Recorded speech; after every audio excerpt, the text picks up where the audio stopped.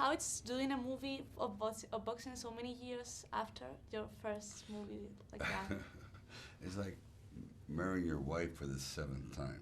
You know, so it's like, wow, this is great though. We've been here before, but we're starting over again. It's like fresh, and I thought it was extraordinary, and to be able to take like Rocky meets Raging Bull, I thought that's an interesting, because that's the way people are going to see it at first.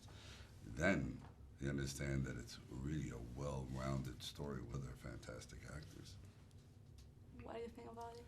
No, the same. I mean, there's always a certain apprehension about doing this, but when I was first approached about it, I said, sure, it's an interesting idea. I'm always curious to see, and so I read it. I think that's how I read it, and then I said I'm okay, and then but I knew in the back of my head that it would have to be Sylvester, or it wouldn't really be what it should be, and so that took time. That's right. You know, and finally we did do it, and was Right. very happy. It was a real challenge for you to get in shape for the movie? Well, we do stay in shape.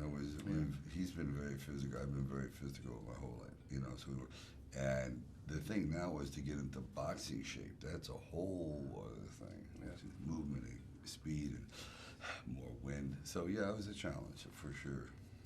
And he has a great trainer, Rob Sally, who he's worked with and also on his movies for the last 10 years, and he pulled him into our film, and he was great. And he'd come to New York, because we couldn't train together in one spot. He was in LA, I was in New York. Yeah, So we train in different parts of the world, the United States. You imagine different coastlines, which has never been done, you know, instead of training together. It's very unusual.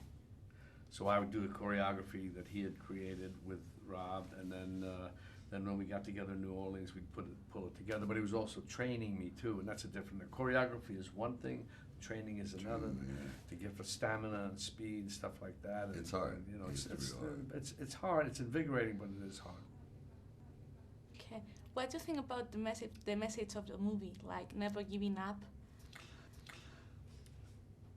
Personally, I love the message of the movie. It's never giving up, but it's also learning to acknowledge that your worst enemy sometimes is not really your enemy. He's the guy that pushes you to be better. He motivates you. It's competitive.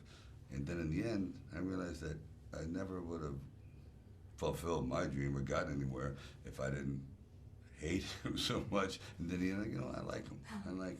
But we're too proud to admit it. You know, and I think that happens a lot in life. Same for you? Yep. Yeah. The last question: how it's been your evolution during time, playing different movies? How you think that's been the change during time? Well, mine it's been changing drastically, because when I started out, you know, I didn't ever expect to do action films. It's like, boom, all of a sudden I'm doing action films for like 25 years. So now this is another evolving into something new. So it's been a hell of a ride. See, I want to grow up to be him someday. And what about you? The evolution during time?